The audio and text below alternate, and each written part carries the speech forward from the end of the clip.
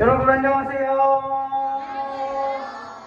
일주일 잘 지냈나요? 아니요. 왜 못 지냈어요? 그냥요. 그래요. 자, 지금 밖에 비가 너무 많이 오는데 우리 친구들 비 오는 거 좋아해요? 싫어요? 좋아요. 좋은 사람은 왜 좋아요?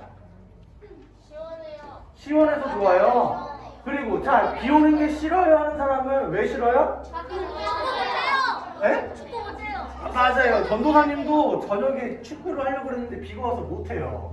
또 왜 싫어요? 비 오면 왜 싫어요? 연우? 청소야 너무 추워요. 너무 추워요. 그 다음에 또 뭐가 싫어요? 오늘 중독기 보러 가는데 못 본다고요. 아, 멍멍이 못 봐요. 그래요. 비가 오면 우리 어떤 활동하는 거에 제약받는 게 너무나도 많아요.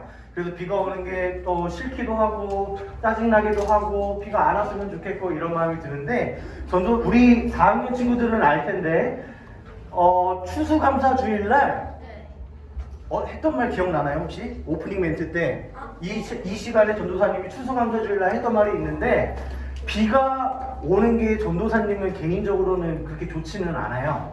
그런데 누구한테는 가장 기쁜 날일까요? 농부한테 가장 기쁜 날이라 그랬어요. 그래서 이 날씨, 눈이 오고 비가 오고 태풍이 불고 번개가 치고 이런 날씨 모든 거를 주관하시고 비가 오게 하시는 분은 누구라고요?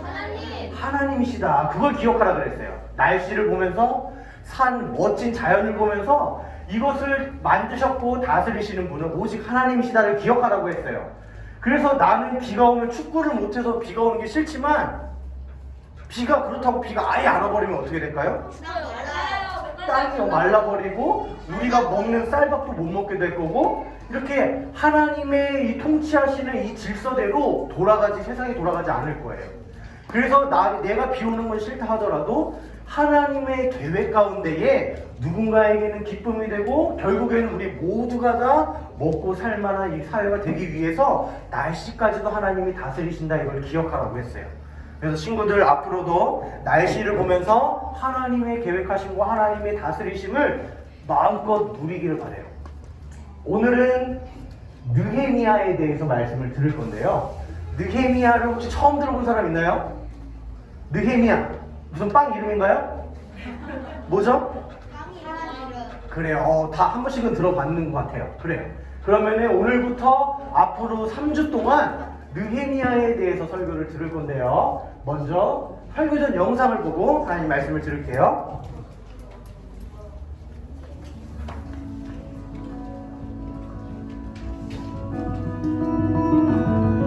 유다 사람인 느헤미야는 하나님의 백성이었어요. 페르시아 제국이 바벨론을 정복했을 때 고레스 왕은 바벨론에 살고 있던 하나님의 백성에게 유다로 돌아가라고 명령했어요. 하나님의 백성은 고향으로 돌아갔어요. 그런데 일부는 페르시아에 남았어요. 느헤미야도 페르시아에 남아 왕을 위해 일하고 있었어요. 어느 날 유다에서 온 몇 사람이 느헤미야를 찾아왔어요. 느헤미야는 유다와 예루살렘에서 사는 사람들의 소식을 물었어요. 안타까운 소식이었어요. 사람들이 큰 어려움을 겪고 있습니다. 예루살렘 성벽은 무너졌고 성문은 모두 불에 탔습니다. 느헤미야는 주저앉아 울었어요. 너무 슬퍼서 며칠 동안 아무것도 먹지 않으며 기도했어요. 하나님, 우리가 하나님께 죄를 지었습니다. 너희가 만약 죄를 지으면 여러 민족 가운데로 흩어버릴 것이다. 하지만 너희가 내게 돌아와 내 계명을 지키면 하늘 끝에서라도 너희를 불러 모아 내가 선택한 곳으로 데려올 것이다라고 모세에게 하신 말씀을 기억해 주십시오. 느헤미야는 왕의 시중을 듣는 동안에도 슬픔을 감출 수 없었어요. 왕이 느헤미야에게 물었어요. 네 얼굴이 왜 그리 슬퍼 보이느냐? 마음에 걱정이 있는 게 분명하구나. 느헤미야는 겁이 났어요. 왕 앞에서는 누구도 슬퍼하는 모습을 보여서는 안 되었기 때문이에요. 느헤미야는 왕에게 말했어요. 저의 조상이 살던 성이 폐허가 되었다고 합니다. 성문도 불에 다 허물어졌다는 소식을 들었습니다. 왕은 느헤미야에게 어떻게 하면 좋겠냐고 물었어요. 느헤미야는 하나님께 기도한 왕에게 말했어요.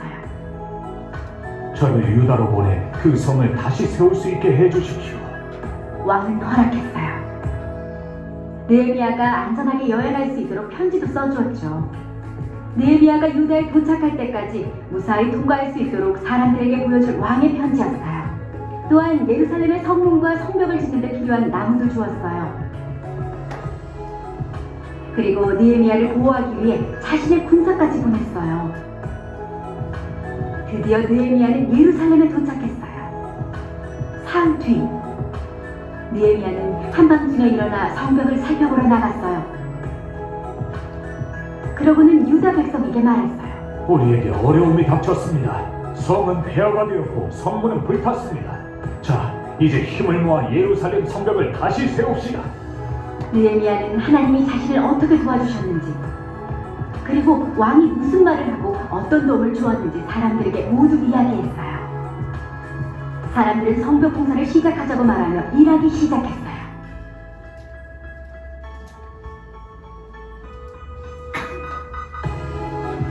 느헤미야는 하나님이 하나님의 백성을 보호하고 집을 주겠다고 하신 약속을 지키실 것이라 믿었어요. 예수님을 믿으면 하나님이 하나님의 백성에게 집을 주겠다고 하신 약속을 지키실 것이라고 확신하게 되어요. 예수님은 하나님께 온전히 순종하셨어요. 예수님이 십자가에서 죽으시고 다시 살아나셨기 때문에 우리는 예수님과 함께 하나님의 집에서 영원히 살 수 있어요.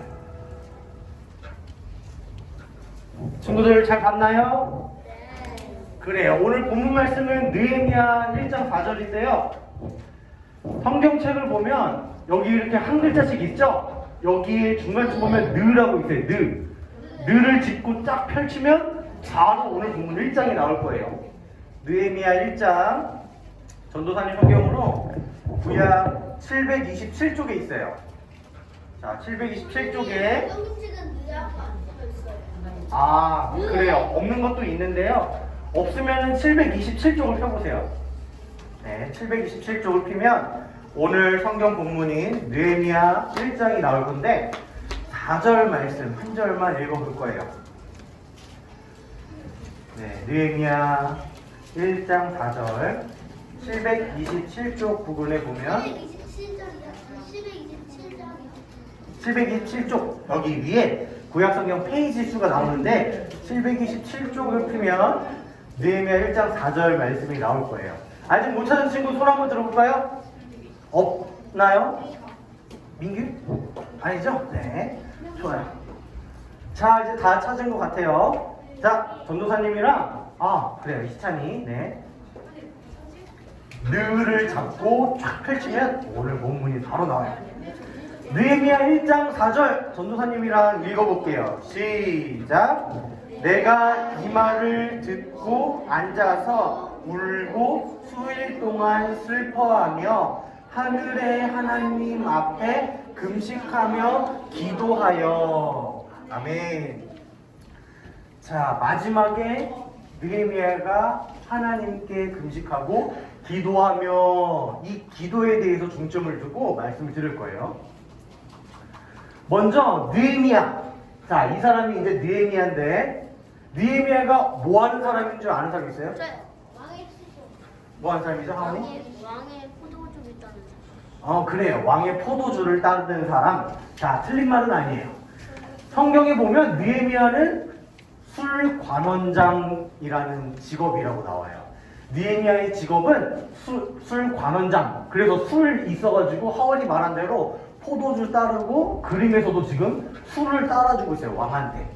근데 술관원장이라는 말은 뭐냐면 말 그대로 술만 따라주는 사람이 아니라 술을 포함한 왕이 먹는 모든 음식들을 이렇게 책임지고 담당하는 사람을 말해요. 이때 당시에 왕이 살았던 옛날 이 시절에는 왕을 죽이기 위해서 음식에 독약을 타서 왕을 막 독살하고 이런 게 유행했었어요. 그래서 이 왕이 이 음식이 아무리 맛있는 삼겹살이 있어도 이것을 독약이 든 걸 삼겹살 먹으면 어떻게 돼요? 죽겠죠. 그래서 이 왕을 보호하기 위해서 술관원장이라는 직업이 생겼는데요. 이 직업은 왕이 먼저 음식을 먹기 전에 술관원장이 왕의 음식들을 먼저 맛을 봤어요. 그런 역할을 한다라는 거예요. 그래서 이렇게 느헤미야 해가지고 자, 이렇게 왕이 음식 점수를 매기는 건 아니지만 왕이 먹는 음식이 과연 안전한 것인지 냠냠냠냠냠냠냠 술 관원장이 먼저 맛을 봤다는 거예요. 그렇다면 이 술 관원장이라는 직업은 하루의 왕을 1년의 왕을 몇 번 볼까요? 365. 매일 보겠죠. 뭐 하루에 뭐 3번, 4번 그건 알 수는 없지만 왕이 밥을 먹을 때마다 냠냠냠냠 먼저 맛을 봐야 됐기 때문에 왕이랑 정말 친했을 거예요. 그리고 왕이랑 정말 가까이 지냈을 거예요. 그래서 그런데 어느 날 이 느헤미야의 표정이 어때요? 안 좋아요. 어느 날 느헤미야의 표정이 세상 심각해요. 세상 너무 심각한 거예요. 그래서 왕이 물었어요. 빵빵 느헤미야 무슨 일이야? 라고 물었어요. 그런데 우리가 여기서 자 쉽게 간과하고 지나가는 게 있는데 이때 당시에 왕 앞에서 우리의 표정이 인상을 쓰고 있거나 안 좋은 표정을 짓고 있으면 정말 큰일 났어요. 아마 죽었을 거예요. 왜냐면은 우리 계속 예수더 시대 왕에서도 그거 말했지만 왕이 부르지 않았는데 나아가는 거는 죽는 거라고 했어요. 마찬가지로 이때 당시에 왕에 대한 그런 번위가 엄청 높았고 완전 수직적인 그런 관계였기 때문에 이런 하늘보다 높은 이런 왕의 위치에서 왕 앞에서 내가 정말 인상을 쓰고 있고 나 오늘 일하기 싫다, 나 오늘 좀 힘들어 이러면 왕은 어디 왕 앞에서 인상을 쓰고 있어? 이러면서 아마 죽었을 수도 있을 거예요. 그런데 느헤미야는 그럼에도 불구하고 너무 슬픈 나머지 왕 앞에서 힘든 내색을 또 그렇게 띄고 있었다는 거예요. 그래서 왕이 무슨 일이야? 라고 이렇게 물었어요. 그래서 느헤미야가 오늘 영상에서도 봤듯이 나의 조상들의 고향이 나의 엄마 아빠가 태어난 예루살렘이 성벽이 무너지고 성문이 불에 타고 한마디로 우리 고향이 지금 완전 폐허가 됐어요. 그래서 나는 너무 슬퍼요 라고 말했다는 거예요. 근데 느헤미야는 어떤 사람이었냐면 느헤미야는 페르시아라는 나라의 그 바벨론이라는 외국에서 태어난 이스라엘 예루살렘 2세예요. 2세. 앞에도 보면은 자, 이 사람들이 한국 사람 같이 생겼죠? 네. 근데 어느 나라 같아요? 뒤에 보면? 미국. 자, 이런 사람들을 한인 2세라 그래요. 이렇게 보면 자, 생긴 거는 얼굴은 한국 사람인데 국적은 다 미국 사람. 한인 2세가 무슨 말이냐? 말 그대로 한국인 2세라는 거예요. 그러니까 우리가 한인 1세, 내가 한국인 1세고 만약에 우리가 뭐 미국이나 외국에 가서 자녀를 낳으면 그 자녀는 한인 2세가 되는 거예요. 말 그대로 이 사람들의 씨는 이 사람들의 조상은 거슬러 올라가면 한국인이지만 이 사람들이 태어나고 자란 곳은 외국이기 때문에 이 사람들의 국적은 그 나라 국적이긴 하지만 이 사람들의 뿌리는 한국인이다. 마찬가지로 느헤미야도 뿌리는 예루살렘 이스라엘이었지만 그들의 엄마 아빠가 페르시아로 포로로 끌려가면서 거기서 느헤미야를 낳았기 때문에 페르시아 사람인 거예요. 그래서 느헤미야는 예루살렘 자기 고향은 아니지만 엄마 아빠의 고향인 그 예루살렘 이스라엘에 한 번도 가지 못한 그냥 페르시아에서 태어난 이스라엘 2세였던 사람이었어요. 자, 이렇게 한인 2세들 보면은 특징이 이 정체성에 혼란이 와요. 나는 외국 사람인데 나의 뿌리는 한국인이고 그런 정체성에 혼란이 와요. 근데 느헤미야의 형제 중에 하난이라는 형제가 있었어요. 근데 그 형제는 페르시아에서 종로를 타다가 페르시아의 왕이 예루살렘으로 돌아가 해서 많은 사람들을 보냈는데 그 중에 한 명이 자기 고향인 예루살렘으로 돌아갔어요. 그래서 그 돌아갔던 형제가 다시 페르시아 느헤미야를 방문해서 느헤미야에게 있잖아, 너의 조상의 고향인 예루살렘이 지금 장난 아니래. 막 성문이 무너져 있고 도시가 막 황폐해지고 도시가 막 불타고 정말 장난 아니래. 이런 말을 들었다는 거야. 그래서 느헤미야가 뭐라고 하면서 즉시로 슬퍼하면서 어떻게 기도했어요?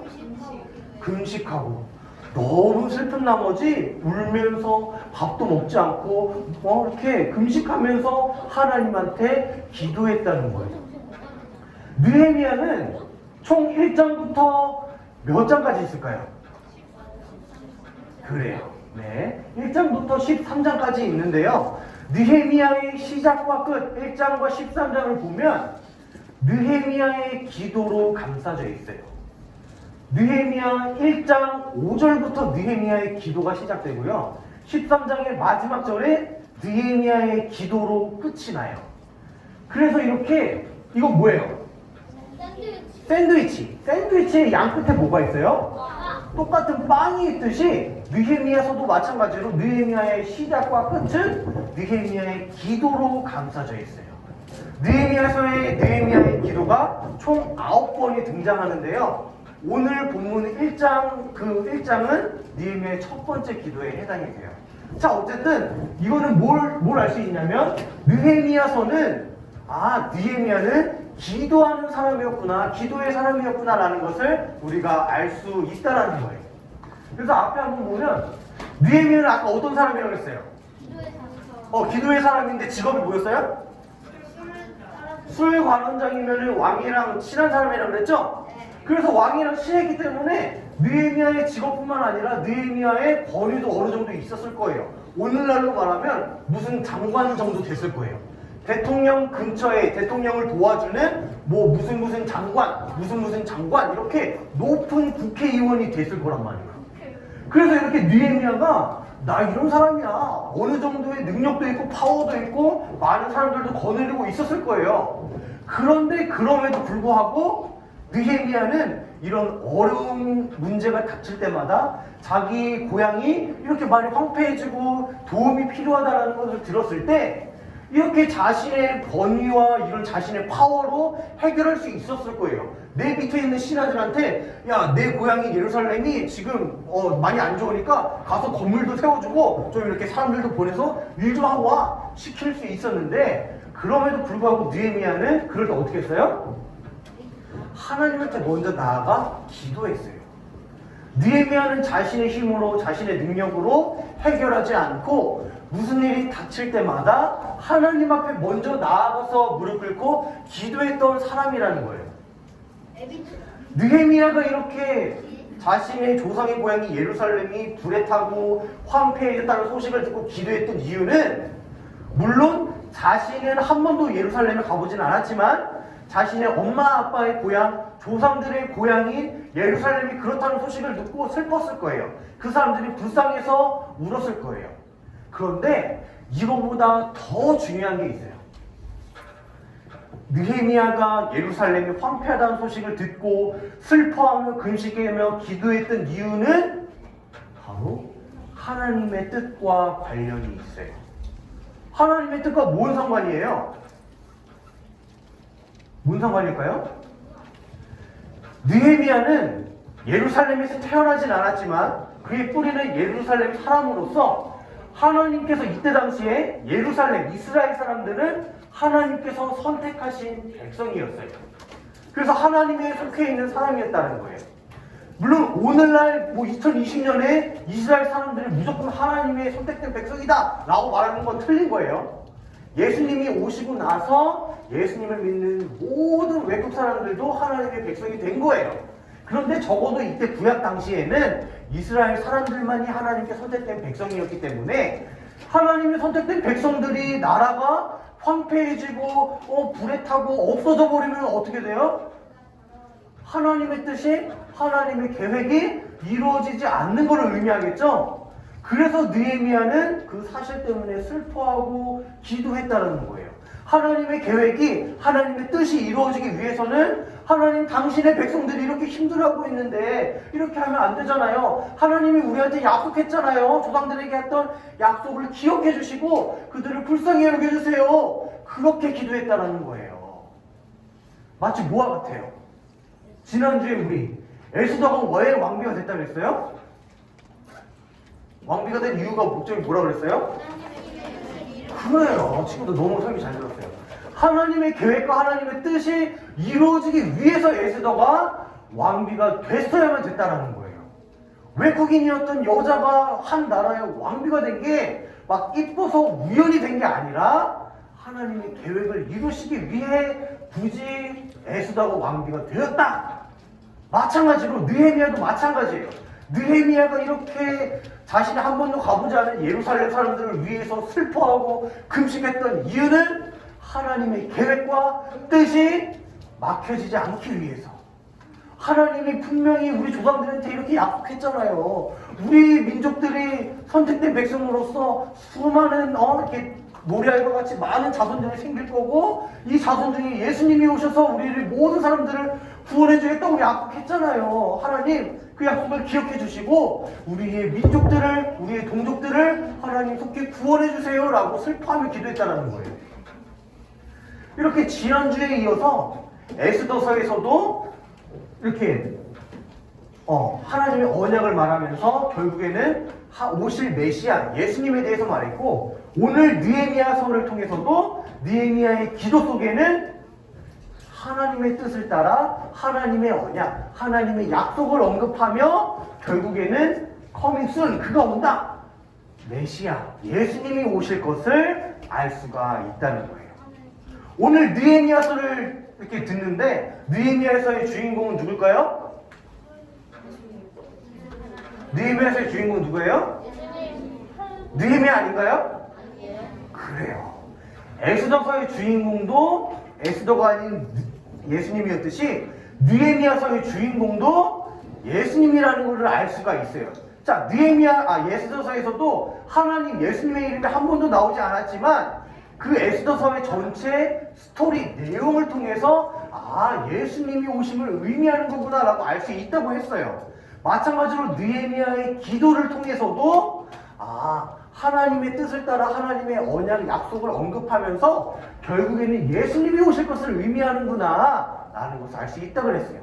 그러면 지난주 에스더와 이 느헤미야서를 통해서 계속해서 자꾸 예수님의 오심을 암시하고 예수님의 오심을 이렇게 자꾸 듣고 있어요. 왜 그럴까요? 왜 이렇게 자꾸 시간이 흐를수록 자꾸 예수님에 대해서 이렇게 언급을 할까요? 그래요. 태환이 잘했어요. 이제 곧 예수님이 오심을 암시하고 있다는 거예요. 성경에. 구약시대. 자, 이제 느헤미야서를 3주간 듣고요. 그 다음 주에 말라기서를 듣게 될 거예요. 말라기서는 구약 성경 어디 위치하죠? 가장 마지막에 위치해요. 그러니까 느헤미야서 3주치를 듣고 말라기서 한 주치 듣고 신약으로 넘어갈 거예요. 신약이 온다는 것은 무슨 말이에요?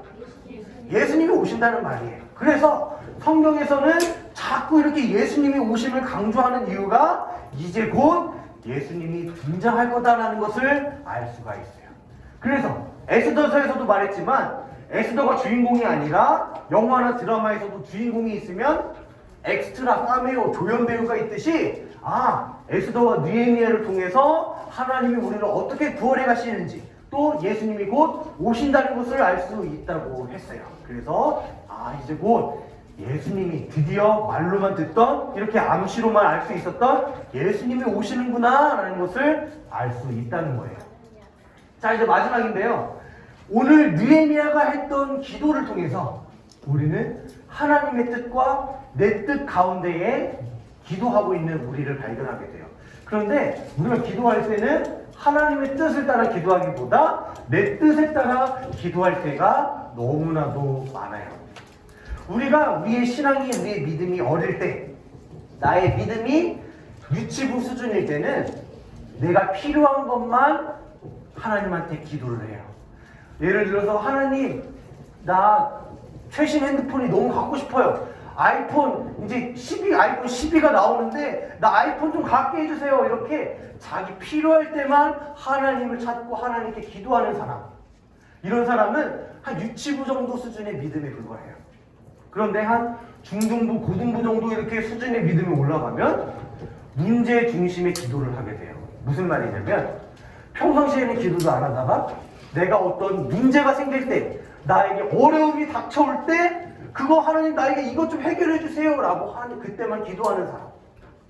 하나님, 내가 지금 갑자기 돈이 없는데 하나님 나에게 돈을 주세요. 이 배고픔을 해결해 주세요. 하나님, 내가 회사에서 이런 어려움이 당했는데 이 어려운 문제들을 해결해 주세요. 나에게 닥친 문제 중심으로 기도하는 사람. 그런데 하나님께서는 우리에게 기도를 이렇게 가르쳐 주시지 않았어요. 이 전도사님이 지금까지 말한 기도의 내용은, 기도의 중점은 다 나 중심이에요. 내 중심. 내 뜻대로 내가 행복했으면 좋겠고, 나에게 어려움이 없으면 좋겠고, 나에게 문제가 없으면 좋겠고, 내가 필요한 것을 도깨비 방망이처럼 뚝딱하면 해결해줬으면 좋겠고, 이럴 때만 내 뜻대로 구하는 기도를 말해요. 그런데요, 이거는 절대 예수님이 가르쳐주신 기도가 아니에요. 이러한 기도의 종류는 기독교가 아니더라도 불교와 천주교와 이슬람교와 모든 종교에서 하는 기도와 똑같아요. 내 자식 잘 되게 해주시고, 내가 서울대 가게 해주시고, 결국 나의 만족과 나의 뜻대로만 바라는 기도. 이거는 하나님이 가르쳐주신 기도가 아니에요. 그러면은 예수님께서는 우리에게 어떤 기도를 가르쳐주셨죠? 예수님이 우리에게 가르쳐주신 기도가 뭐예요? 누구예요? 예수님 20달러 주세요. 예수님이 우리에게 가르쳐주신 기도는 매주 예배가 끝날 때마다 하는 주기도문. 주님이 가르쳐주신 기도해서 주기도문이에요. 주기도문이 주문처럼 하는 게 외워서 하는 게 아니라 주님이 가르쳐주신 기도. 우리가 시험을 보면은 정답이 있죠? 정답이 있듯이 우리의 기도도 정답이 있어요. 그것은 바로 예수님이 가르쳐주신 주기도문처럼 하는 기도가 우리가 해야 될 기도라는 건데, 자, 이 주기도문도 어떤 기도고 또 어떻게 해설이 가느냐, 이거는 전도사님이 한 몇 주 동안 아마 강의를 해야 될 거예요. 그렇지만 주기도문, 예수님이 가르쳐주신 거의 핵심은 뭐냐? 바로 하나님의 뜻을 구하고 있다는 거예요. 하늘에 계신 우리 아버지여, 이름이 거룩히 여김을 받으시옵소서. 이렇게 기도를 시작해요. 우리 기도는 뭐예요? 하나님, 나 잘되게 해주세요로 시작하는데, 예수님이 가르쳐주신 100점짜리 기도는 하나님의 이름이 높임 받으세요 라고 시작한다는 거예요. 결국 이 기도라는 거는 내 뜻대로, 내 원하는 대로, 내 욕심대로 구하는 게 아니라 하나님의 뜻대로, 하나님이 무엇을 원하시는지, 하나님이 어떻게 하시면 좋겠는지 그것을 구하는 것이 기도다. 그래서 느헤미야가 했던 기도 역시 그냥 이스라엘 사람들이 동족이 같은 민족이 불쌍해서라기보다 하나님의 뜻이 막혀지지 않기 위해서, 하나님의 선택된 백성인 예루살렘 사람들이 하나님의 그 뜻 가운데, 하나님의 계획 가운데 잘 진행될 수 있도록 그들을 불쌍히 여겨주세요 하면서 하나님의 뜻을 따라 기도했다라는 거예요. 그래서 그냥 느헤미야는 기도의 사람이었는데 기도 많이 했던 사람이다, 이게 아니라 자신의 뜻이 아닌 하나님의 뜻을 따라 기도했던 진정한 기도의 사람이었다라는 것을 명심했으면 좋겠어요. 오늘 들은 말씀 정리하면 느헤미야는 자신의 뜻을 따라 기도했던 사람이었죠? 그러면요, 자신의 욕심을 따라 구한 게 아니라 하나님의 뜻을 따라, 하나님의 약속, 하나님의 언약의 근거에서 하나님의 뜻을 따라 기도했던 사람이었다라는 거예요. 그리고 기도는 나의 욕심대로 구하는 것이 아니라 누구의 뜻을 따라? 하나님의 뜻을 따라 구하는 거예요. 자, 근데 좀 어렵죠? 도대체 그럼 하나님의 뜻이 뭐예요? 너무 추상적이에요. 어려워요. 전도사님 하나 예를 들면, 전도사님이 이제 결혼을 해야 돼요. 결혼을 해야 될 나이가 된 것 같은데, 자, 우리가 결혼을 하게 되면 결혼을 잘 해야 돼요. 결혼을 왜 잘해야 될까요? 왜 잘해야 돼요? 잘 살아야 되니까. 자, 우리 엄마 아빠들이 자녀의 결혼을 위해서 기도할 때 내 아들이, 내 딸이 좋은 사람 만나서 좋게 잘 결혼하게 해주세요 라고 기도를 많이 하세요. 근데 그 기도의 중점이, 기도의 그 목적이 중요해요. 왜 좋은 사람 만나서 왜 결혼을 잘 해야 될까요? 내 딸이, 내 아들이 고생하지 않기 위해서? 물론 그것도 중요해요. 중요한데요, 그것보다 더 중요한 사실은 믿음의 배우자, 믿음이 좋은 사람을 만나서 하나님께서 아브라함에게 하셨던 그 언약의 약속, 너의 자손을 통해서 모래알같이 많게 하며 너의 자손들을 통해 복의 근원이 되게 할지라, 너의 자손들을 통해서 많은 사람들이 하나님께 돌아오게 할 거다라고 하신 약속을 이루기 위해서 우리는 좋은 사람, 믿음의 배우자를 만나야 된다. 그렇다면 이렇게 기도하는 것은 결국 누구의 뜻이에요? 하나님의 뜻이죠. 하나님이 하셨던 약속을 지키기 위해서 내가 결혼을 잘해야 된다는 거예요. 단지 내가 고생하지 않기 위해서, 돈 많은 사람한테, 부자한테 시집가고 장가가기 위해서가 아니라 하나님의 약속에 근거해서 하나님의 약속에 잘 지키고 믿음의 배우자를 만나서 믿음의 자손들을 많이 낳기 위해서 결혼을 잘해야 된다는 거예요. 그리고 우리는 지금 학생이에요. 공부를 하고 있는데 왜 공부를 잘해서 좋은 대학 가고 왜 공부를 잘해야 돼요? 내가 서울대 가서 자랑하기 위해서? 아니에요. 내가 공부를 잘해야 되는 이유는 1차적으로는 나에게 맡겨주신 하나님의 사명이고요. 그 다음에 내가 나중에 공부를 잘해서 그 지식을 가지고 나만 잘난 체 하는 게 아니라 남에게 그 지식을 나눠주고 도와주고 예수님처럼 남을 섬기며 살아가기 위해서 우리는 공부를 잘 해야 된다는 거예요. 만약에 내가 나 혼자 만족하고 내가 잘난 척하기 위해서 서울대 가야 돼요 기도하는 사람은 자신의 뜻에 따라 자신의 욕심에 따라 기도하는 사람이고요. 하나님 나에게 지식을 주시고 지혜를 주시면 이거를 가지고 이것을 필요한 사람에게 나눠주면서 남을 섬기는 사람이 될게요. 나에게 지혜와 지식을 더하여 주세요. 기도하는 사람은 누구의 뜻에 따라 기도하는 사람이에요? 바로 그거라는 거예요. 그래서 기도는 나의 욕심대로 구하는 게 아니라 하나님의 뜻에 따라 기도하는 사람. 무슨 말인지 이해되죠? 네. 좋아요. 그래서 친구들도 앞으로 기도할 때 그냥 어린아이처럼 하나님 나 저 빵 사주세요. 핸드폰 사주세요. 나 지금 힘든데 그냥 100일만 해주세요. 내가 필요할 때만 구하는 게 아니라 기쁠 때나 슬플 때나 하나님의 뜻을 따라 하나님의 뜻이 무엇이지? 지금 이 코로나 때문에 힘들어하고 있는데 이 코로나 하나님이 왜 주셨지? 이걸 통해서 우리에게 뭘 원하시는 거지? 하나님의 뜻이 무엇이지? 그 뜻을 찾아가는 게 바로 기도다라는 거예요. 친구들 명심하고 앞으로 기도란 하나님의 뜻을 따라 구하는 거다라는 것을 명심하길 바래요. 좋아요. 자, 기도하고 마실게요. 앞에 보시고, 자, 딴짓하지 마시고 앞에 보고 눈 감고 기도할게요. 하늘에 계신 우리 아버지 하나님, 우리는 전능하신 하나님 아버지, 하늘과 땅과 모든 보이는 것들과 보이지 않는 것들의 창조주를 믿습니다. 느헤미야처럼 무슨 일이 생길 때마다 하나님께 먼저 기도하는 우리가 되게 해주세요. 기도할 때 나의 만족을 위해 구하는 것이 아니라 하나님의 뜻과 하나님의 영광을 구하게 해주세요. 하나님께서 우리와 영원히 함께 하신다는 약속을 기억하며 어려운 일이 다가와도 믿음으로 잘 이겨낼 수 있게 도와주세요. 영이신 하나님을 예배하고 하나님을 생각하는 것이 우리 인생의 가장 큰 기쁨이 되게 해주세요. 우리를 구원하신 예수님의 이름으로 기도드립니다.